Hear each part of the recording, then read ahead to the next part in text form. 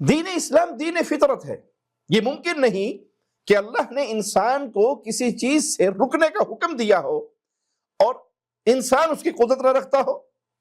بعض اوقات آپ سنیں گے لوگ کہہ دیتے جی میں یہ گناہ چھوڑ نہیں سکتا، میں چھوڑنے کی قدرت نہیں رکھتا. نہیں، آپ چھوڑنا چاہتے نہیں ہیں. اگر آپ چھوڑنے کا ارادہ کریں، اللہ سے مدد مانگے، درست اسباب اختیار کریں تو اس گناہ کو چھوڑ سکتے ہیں. آپ کا نفس امارہ، برا نفس، برے دوست، شیطان، وہ سب اس گناہ پر آپ کو ابھارتے رہیں گے. لیکن مومن کو، مسلمان کو چاہیے ان سے لڑتا رہے اور اللہ پر بھروسہ کرے.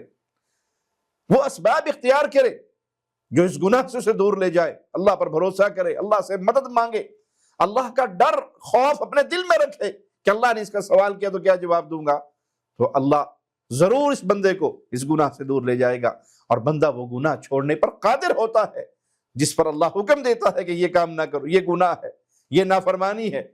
اللہ کسی پر اس کی طاقت سے بڑھ کر بوجھ نہیں ڈالتا.